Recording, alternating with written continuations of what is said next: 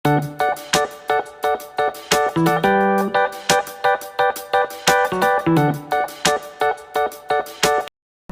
jadi pada video kali ini, Ibu akan membahas materi IPA kelas 7 yaitu tentang ekosistem. Dan yang paling penting, jangan lupa untuk like, share, komen, dan subscribe video ini ya. Terima kasih. Tujuan pembelajaran kita kali ini yaitu yang pertama, mengidentifikasi satuan-satuan ekosistem. Yang kedua, yaitu mengidentifikasi komponen-komponen ekosistem.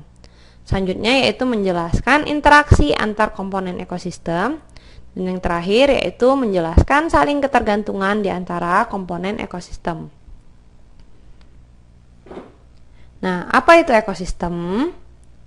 Ekosistem adalah kesatuan interaksi antara organisme dengan lingkungannya. Jadi dapat kita lihat di sini, ini ada organisme, contohnya seperti kelinci atau serigala atau anjing yang berinteraksi dengan lingkungannya. Lingkungan di sini yaitu seperti air.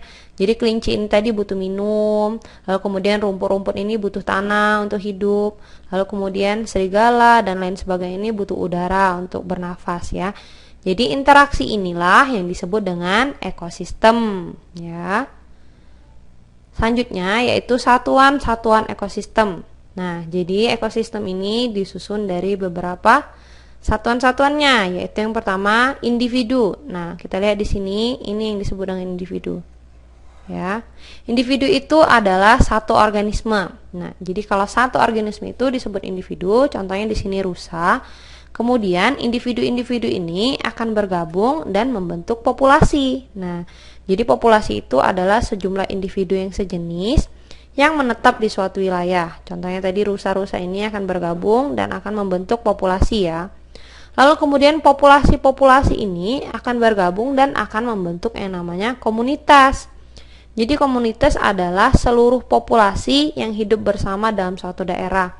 Contohnya ada populasi populasi kerbau atau populasi monyet, populasi burung hantu, populasi ini bergabung akan membentuk yang namanya komunitas. Lalu kemudian komunitas tadi akan bergabung dan berinteraksi dengan alamnya atau dengan benda yang tak hidup, contohnya dengan air, udara, tanah, itu akan membentuk ekosistem ya. Jadi seperti yang dikatakan tadi bahwa ekosistem adalah interaksi antara organisme yaitu makhluk yang hidup dengan lingkungannya atau yang benda tak hidup itu tadi. Lalu selanjutnya ada bioma. Jadi kumpulan ekosistem-ekosistem yang ada di bumi ini selanjutnya akan membentuk bioma ya. Nah, dan terakhir yaitu bumi ini tadi, lapisan bumi ini tadi akan bergabung dengan atmosfer, lalu kemudian selanjutnya akan membentuk yang disebut dengan biosfer ya. Nah, sudah sampai situ paham ya? Nah, kita masuk ke komponen ekosistem. Jadi apa saja sih penyusun ekosistem itu? Nah, dapat dilihat di sini. Komponen ekosistem itu terdiri dari komponen biotik dan abiotik. Nah, jadi apa itu biotik dan abiotik? Biotik itu dari kata bio atau artinya life ya. Artinya biotik itu hidup. Nah, berarti komponen biotik itu ialah komponen yang terdiri dari benda-benda yang hidup. Contohnya apa saja? Contohnya seperti hewan, sel, kita manusia, tumbuh-tumbuhan, bakteri, jamur, dan lain sebagainya. Selanjutnya abiotik. Apa itu abiotik? Abiotik itu dari kata a artinya tidak dan bio artinya hidup. Artinya komponen abiotik itu ialah komponen yang tidak hidup ya. Contohnya seperti apa? Contohnya seperti batu, lalu kemudian atau tanah ya, air, udara, lalu kemudian panas atau suhu, lalu kemudian gunung dan lain sebagainya ya. Nah, jadi inilah yang disebut dengan komponen-komponen penyusun ekosistem. Nah, untuk yang biotik ini tadi itu terdapat beberapa jenis ya, yaitu yang pertama ada produsen namanya. Produsen itu apa? Produsen itu artinya sesuatu organisme atau makhluk hidup yang dapat menghasilkan makanannya sendiri. Contohnya apa? Contohnya seperti ini tumbuh-tumbuhan. Jadi tumbuh-tumbuhan ini dia dapat menghasilkan makanannya sendiri ya. Nah, jadi dia termasuk ke dalam produsen. Nah, selanjutnya, selain produsen, ada yang dinamakan dengan konsumen. Konsumen itu apa? Konsumen itu artinya makhluk hidup yang tidak dapat menghasilkan makanan sendiri, atau dia membutuhkan organisme lain atau memakan organisme yang lainnya ya. Contohnya seperti apa? Contohnya seperti kita manusia. Kita nggak bisa ya buat makanan kita sendiri. Meskipun kita bisa memasaknya, pasti kita membutuhkan bahan-bahan lain ya. Atau contohnya seperti hewan. Nah, itu termasuk ke dalam konsumen ya, konsumen. Nah, dan selanjutnya ada yang namanya decomposer atau pengurai. Contohnya seperti apa? Contohnya seperti bakteri dan jamur. Jadi decomposer ini tugasnya ialah menguraikan zat-zat sisa menjadi zat anorganik ya. Ini disebut dengan decomposer atau pengurai. Mas ini paham ya? Nah, selanjutnya kita masuk ke pola interaksi. Nah, pola interaksi itu apa? Jadi, organisme ini tadi akan bergantung dengan organisme yang lainnya. Jadi, seperti kita manusia, tentunya tidak bisa hidup sendiri ya. Begitu juga dengan organisme-organisme lainnya. Jadi, karena adanya ketergantungan itu, dia akan membentuk suatu pola interaksi. Nah, pola interaksi yang pertama yaitu netralisme. Netralisme itu merupakan hubungan yang tidak saling mempengaruhi. Artinya meskipun dia bersama-sama namun tidak mempengaruhi satu sama lain ya. Contohnya seperti apa? Contohnya seperti domba dan ayam ini. Jadi ada domba dan ayam yang hidup bersama-sama namun mereka tidak mengganggu satu sama lainnya. Itu yang disebut dengan netralisme ya. Jadi dia tidak mempengaruhi. Si kambing makan rumput, si ayam makan cacing. Jadi tidak ada hubungannya atau tidak mempengaruhi satu sama lain. Selanjutnya yang pola interaksi kedua yaitu kompetisi. Nah, artinya persaingan antar individu sejenis untuk mendapatkan sarana tumbuh dan berkembang. Jadi di kompetisi ini ada persaingan antar individu yang sejenis ya.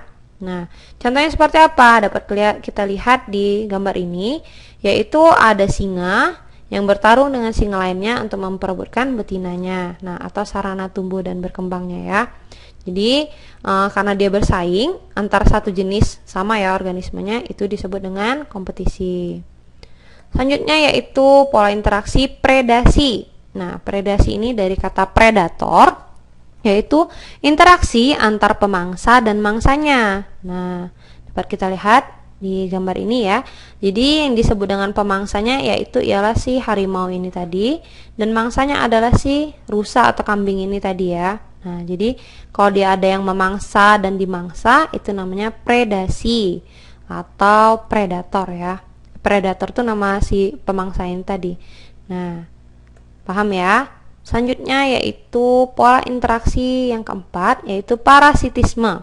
Nah, kalian pasti pernah dengar kata-kata parasit ya. Parasit itu artinya suka merugikan. Nah, parasitisme itu artinya interaksi antar dua organisme berbeda jenis, di mana satunya diuntungkan dan satu pihaknya dirugikan. Nah, itulah yang disebut dengan parasitisme ya.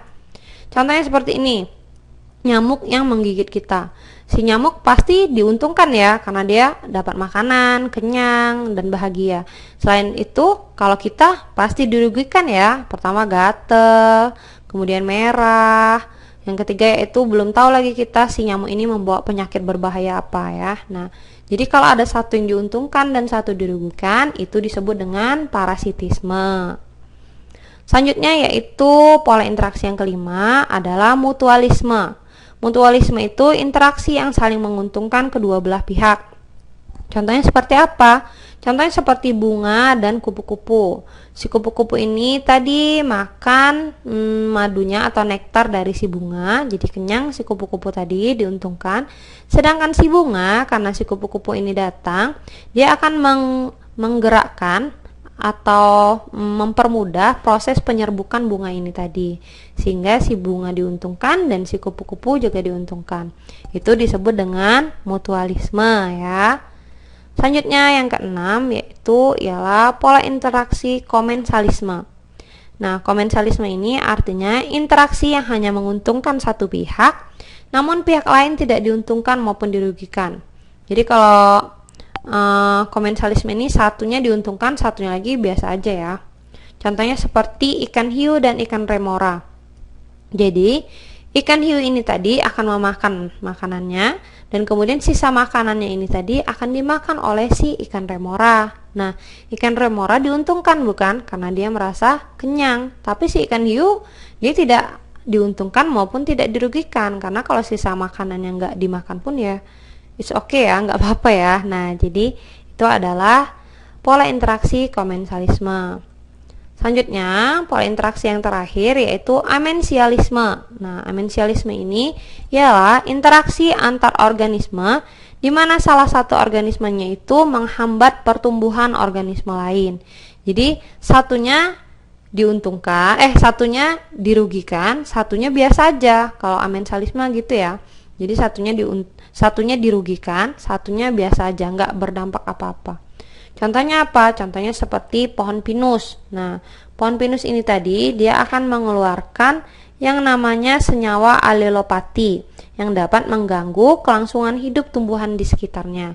Sehingga apabila ada tumbuhan yang peka atau yang peka terhadap alelopati ini tadi, dia akan musnah atau akan mati kalau berada di sekitar tumbuhan pinus ini tadi. Namun tumbuhan pinus ini tidak akan berpengaruh apa-apa terhadap itu. Jadi satunya dirugikan, yaitu tumbuhan-tumbuhan lain, dan si pinus ini tadi tidak mendapat pengaruh apa-apa ya. Jadi itu adalah pola interaksi amensalisme. Selanjutnya yaitu saling ketergantungan komponen biotik. Nah, jadi komponen biotik ini tadi dia akan saling bergantung. Nah, ketergantungan ini tadi akan membentuk suatu juga pola interaksi lainnya. Yang pertama yaitu adalah rantai makanan. Rantai makanan itu artinya proses perpindahan energi melalui peristiwa makan dan dimakan yang membentuk rangkaian tertentu.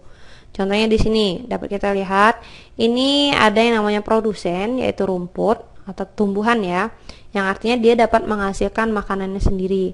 Jadi si rumput ini tadi dia akan mengalami fotosintesis dengan cahaya matahari dan kemudian akan menghasilkan energi ya.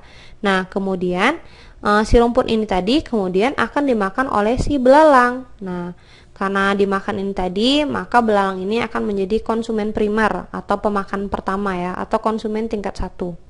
Nah, jadi energi dari rumput ini tadi dimakan berpindahlah ke si belalang. Lalu kemudian belalang ini dimakan oleh si katak. Nah, si katak ini akan menjadi konsumen sekunder atau konsumen tingkat 2 ya, karena dia sudah memakan yang keduanya. Nah, jadi energi yang udah dimakan oleh si belalang tadi akan dimakanlah oleh si katak. Jadi si katak memiliki energi baru ya, karena sudah makan. Nah, selanjutnya si katak ini akan dimakan oleh si ular. Jadi si ular ini menjadi konsumen tersier atau konsumen tingkat 3 ya. Jadi energinya akan ditransfer lagi ke si ular. Lalu si ular ini tadi dimakan lagi oleh si elang dan si elang menjadi konsumen final atau konsumen tingkat 4 ya. Jadi energinya tadi dipindahkan lagi ke si elang. Lalu lama seperti itu, lama kelamaan elangnya pun akan mati, dan ketika elang mati akan diuraikan oleh si dekomposer itu tadi, dan hasil diuraikan ini tadi akan dipakai lagi oleh si rumput ini tadi karena terserap di tanah itu tadi, dan gitu seterusnya sampai nanti ya. Nah, itulah yang disebut dengan rantai makanan. Ya, paham ya anak-anak? Nah, selanjutnya kita masuk ke saling ketergantungan yang kedua, yaitu jaring-jaring makanan. Nah, jadi jaring-jaring makanan ini adalah sekumpulan rantai makanan yang saling berhubungan, yang membentuk semacam jaring. Jadi rantai makanan itu tadi, dia akan berhubungan dengan rantai makanan yang lainnya, dan akan berhubungan lagi dengan rantai makanan yang lainnya, dan maka dari itulah akan membentuk sebuah jaring-jaring makanan. Karena otomatis seperti ini contohnya ya, tumbuhan ini tadi dimakan oleh tikus, dan tumbuhan ini juga dimakan si kelinci, tumbuhan ini juga dimakan si kambing, tikus ini dimakan burung hantu, tikus juga bisa dimakan kucing hutan. Lalu kelinci ini bisa dimakan kucing hutan, dan kelinci ini juga bisa dimakan serigala. Jadi dia saling berhubungan antara satu rantai makanan dengan satu rantai makanan lainnya, sehingga kumpulannya itu akan membentuk suatu jaring-jaring makanan, ya. Paham? Jadi intinya jaring-jaring makanan itu ialah kumpulan dari rantai makanan. Nah, selanjutnya kita masuk ke yang ketiga, yaitu piramida makanan. Piramida makanan adalah gambaran piramida yang menunjukkan perbandingan makanan antara produsen, konsumen tingkat 1, konsumen tingkat 2 sampai dengan konsumen puncak. Dapat kita lihat di sini. Nah, ini adalah piramida makanan. Jadi yang paling bawah itu disebut dengan produsen, lalu kemudian ini produsen ini jumlahnya paling banyak ya. Lalu selanjutnya dimakan oleh konsumen tingkat 1, jumlahnya agak lebih sedikit, lalu dimakan oleh konsumen tingkat 2 lebih sedikit lagi, dan dimakan oleh konsumen tingkat 3. Maka dari itu jumlah dari si elang atau si ular ini jauh lebih sedikit ketimbang jangkrik, tikus, dan lain sebagainya, dan lebih sedikit lagi ketimbang pohon-pohon, rumput-rumputan, dan lain sebagainya, ya. Jadi coba kalian bayangkan kalau seandainya ini kebalik nih, ular yang banyak sekali ular, lalu kemudian belalang sedikit, pasti takut ya kalau kita keluar rumah, atau tikus sedikit. Kalau kita ngelihat tikus kan ya ada tikus agak biasa aja ya ketimbang ngelihat ular. Nah, maka dari itu dibuat oleh Allah karena mereka makanannya itu terbatas ya, teman-teman semuanya. Anak-anak semuanya.